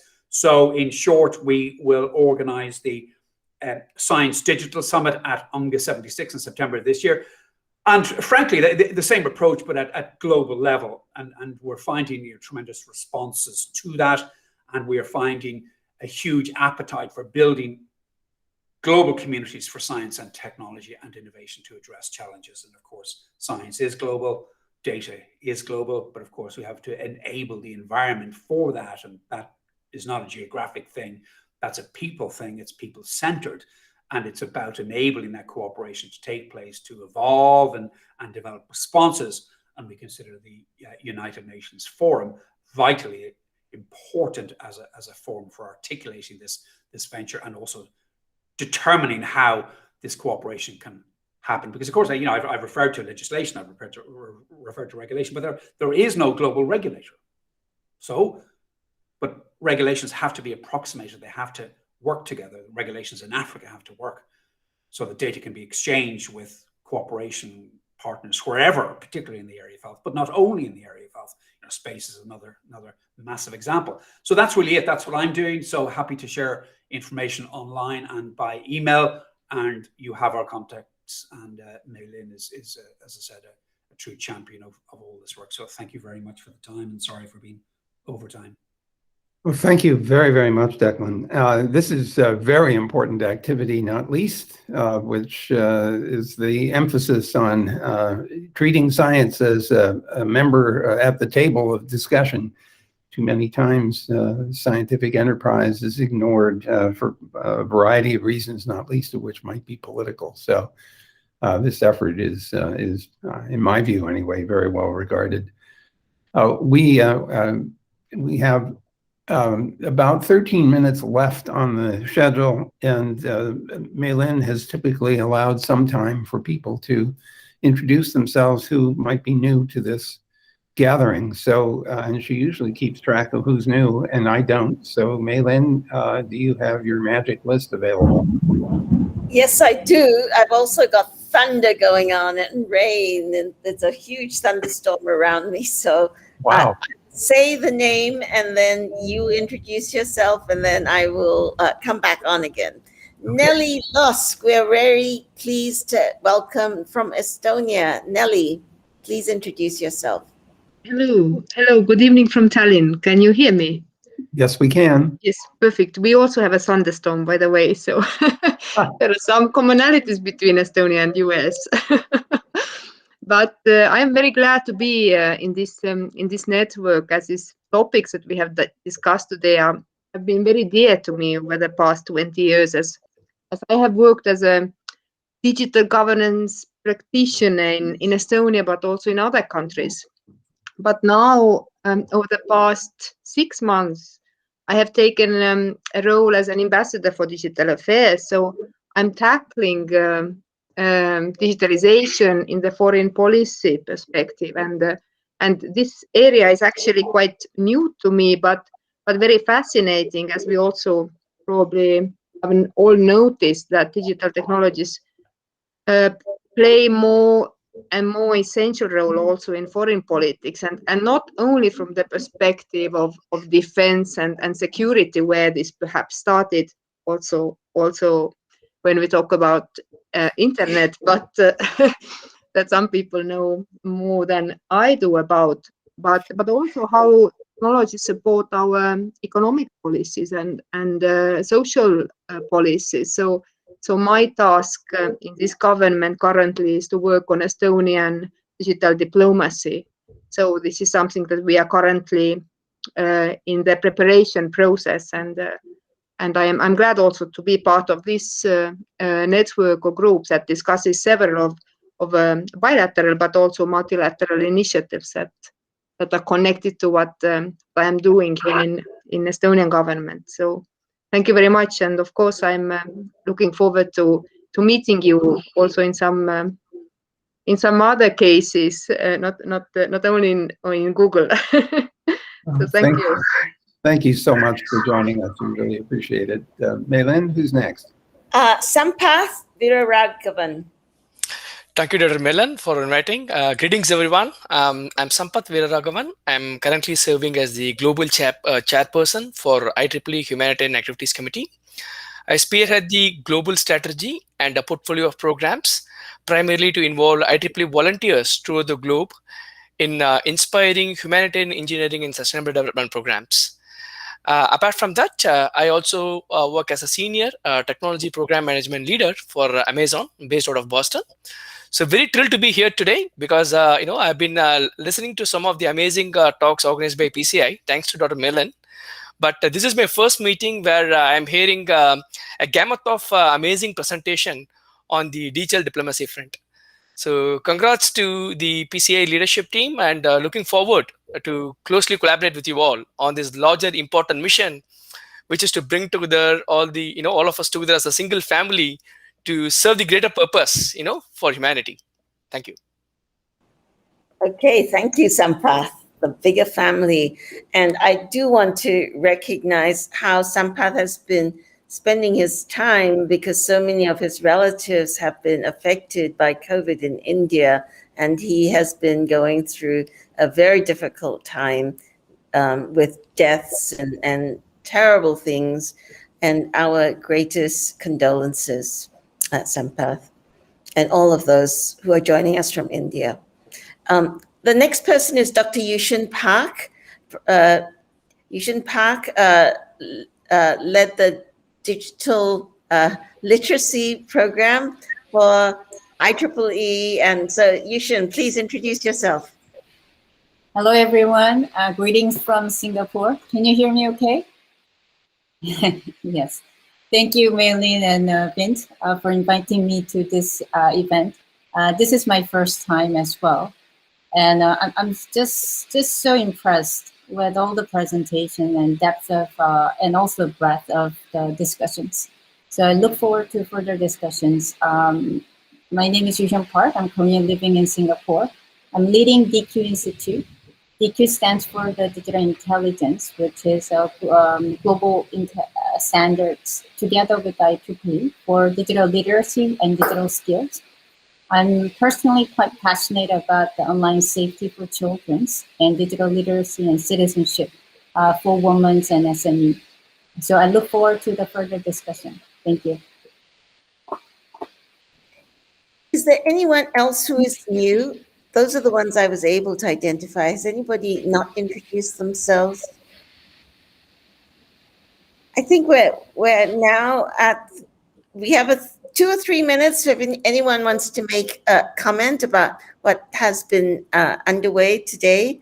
We've gone into some depth into the finance field, and that's one reason is I think the cross-fertilization of these two areas, together with the International Chamber of Commerce, bringing in a business perspective. This is the remit of this group, where we bring together these boundaries, cross the boundaries, and we get to hear about the relevant bridges that we should be or could be building. We don't have to reinvent this. Sometimes it's exactly what was said earlier. The tools are there, the pieces are there, but actually we don't have any startup company who says, I'm going to make money to connect this. But actually what we have seen is that with the internet, people saw how exciting we could actually connect to people across the world. And now we are really facing that again. And the internet is not driven by financial reasons. It was driven by people wanting to collaborate and cooperate. So any comments? Well, it's Vint. I actually have a reaction to what you just said. One of them is of the form, wow, look at all these great tools. Who the hell is going to pay for it? And so the answer is there better be some business models that produce sustainability. And so it's really good that you're drawing these various spheres together that may only touch tangentially. We're trying to make them overlap. And I think that's a very important part of solving the UN sustainability goals, at least with regard to the infrastructure that we're all trying to use. I noticed that Mart has suggested that we should get some startups on the call. And in fact, that might very well be a good idea, especially startups from, other than the traditional Silicon Valley, because I think we should hear what problems and successes those startups are experiencing and why they have experienced either success or difficulty. So let's keep that in mind as we grow the footprint of this gathering. So other comments?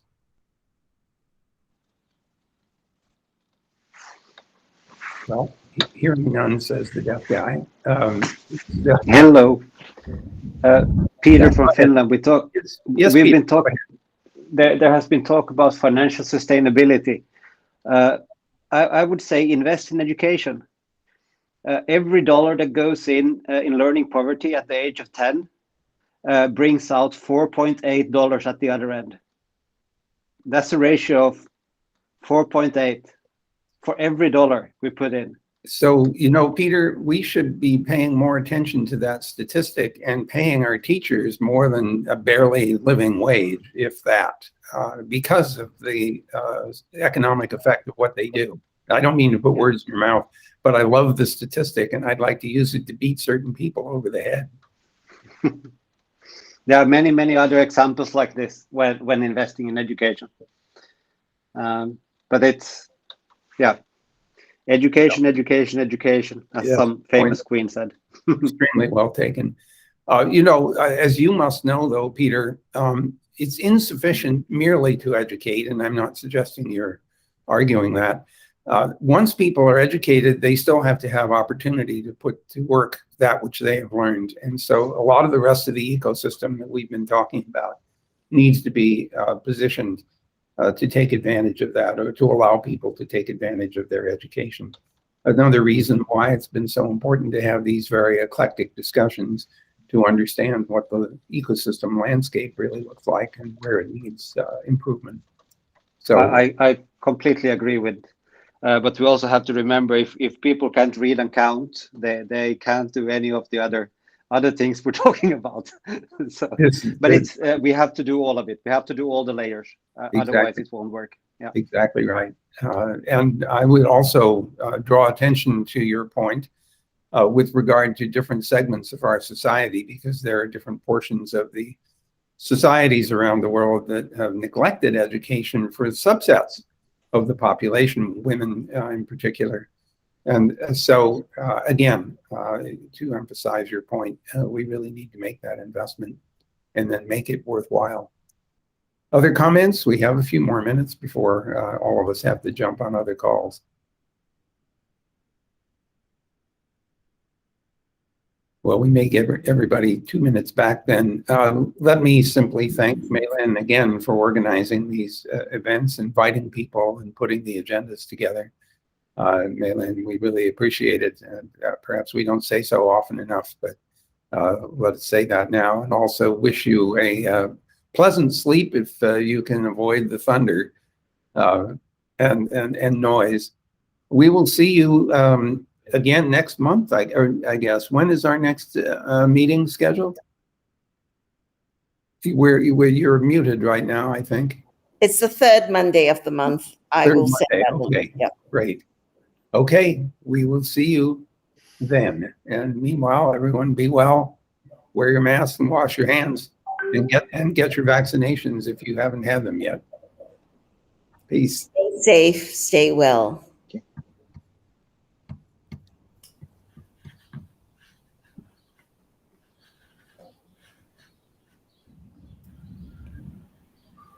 Bye-bye. Goodbye. Thank you. Bye, everyone. Bye, Sampath. Thank you, Madam Ma'am. Bye. Bye. Hey, Peter, Matt. Who's Joshua? I don't know Joshua. Hi, Joshua. Hi. Sorry, I had this over on the side, just listening in. I was mentioned by Adam Newman as the open source community manager for IEEE SA Open. So I was just sort of hanging on in case there were any questions. Great.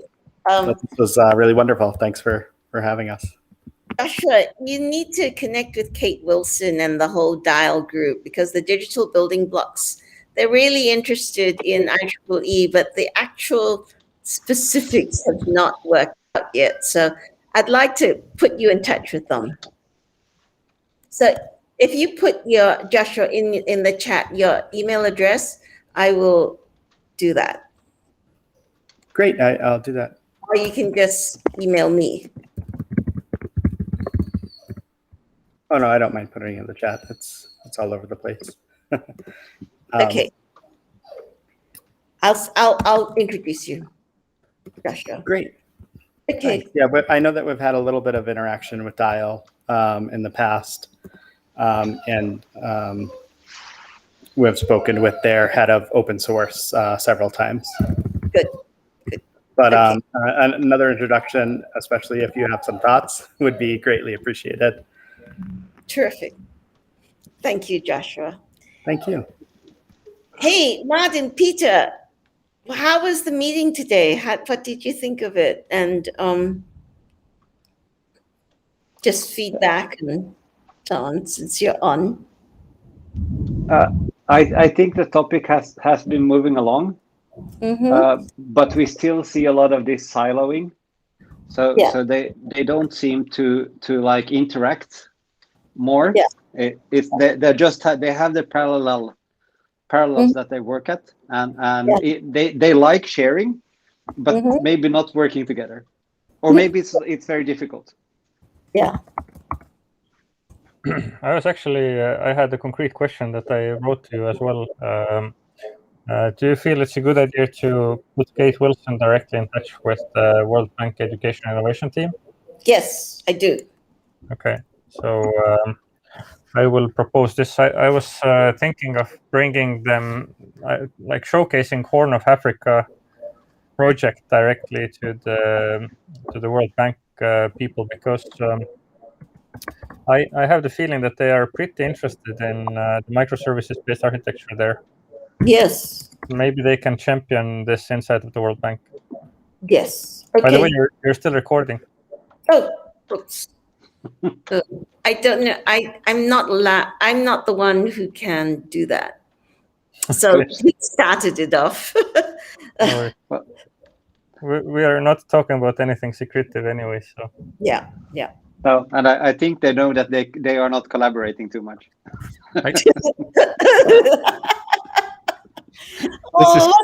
What a beautiful day you have there, Matt. It's amazing, yeah, at the moment. You can't hear the thunder, but so I was having such a problem when I was presenting because I couldn't mute myself, and the thunder and the rain was going on. I was searching around, how do I mute myself? But you can't mute while you're presenting. Wow. Absolutely. But again, concretely about this Horn of Africa thing. Yeah. Should we do Kate Wilson separately and then the Stone? No, actually, we should just go directly to David Bruce. Okay. Okay, because he's the one who brought it up. So, in fact, Martin Kavitz is also working on the Horn of Africa thing. Yeah, he's kind of the main guy behind it. So yeah, he's super busy with. No, I know. So let's go to David Bruce, and Christian Gamelin works with David Bruce, and he's very responsive to me. So okay. I'll write to him and you and talk about the World Bank Education Team and get that going. Do you know Nelly Losk? Yes, I know her. We've met. Yeah, she's actually really, let's say, she knows her things very well. Very good. Been in the Estonian, as she mentioned, 20 years she's been in the Estonian digital government development. So she's a good expert. Peter, I'm still working on the Asia Tech meeting, which is likely to be online. And if there are people that I should invite from Finland, besides Tina Neuvonen, let me know. Of course, I will propose your name. I'm proposing both your names. I think, because I think it's going to go hybrid, I'll be able to propose people quite easily. When was the date again? July 13th to the 15th. Okay. It's just, it would be an early day for you guys. Yeah, I might be in Sri Lanka. Oh, okay. Really? You're going there? we're sending in a proposal by the end of this month, so within 2 weeks, to USAID. Okay. About building an education innovation hub and a center of excellence for education innovation in Colombo, Sri Lanka. Okay. And I'm going to be spending 3 years in Sri Lanka if this goes through. Whoa. Working for IESC, which is a International Executive Service Corps, founded by one of the U.S. presidents. Yes. And then for USAID, and that will be then our main goal is to affect policy in Sri Lanka. Mm-hmm. So we will be working on all the different layers that we have been talking about. Yeah. Towards the government of Sri Lanka. So that's yeah. Yeah. Just Andrew Rugege has said that I've really dropped the ball because I haven't followed up with him about the Rwanda thing. And so I will be talking to him this week. But I did get Paula Ingambaya, whom we met, invited to the Asia Tech thing. And so the connection with Singapore is going to get much tighter. So I'm feeling like, yes, he thinks I've dropped the ball, but I don't think I've dropped the ball. So. We're talking about ministers. They have so much on their agenda. So if there is a conversation, then it's just a conversation for them, and then you go back to it, because it's not the whole world, I would say, for them. Thank you, Peter. Okay, I'm going to go to sleep because it's almost 1 a.m. Have a good night, Malin. And I'm always here if you want to talk to me. I'm just having trouble with these late night things, and so my sleep patterns are quite interrupted.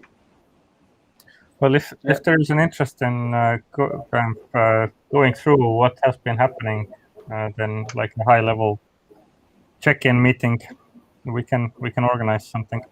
Okay, let's do that. I think that would be good for all of us. Yeah, organize it.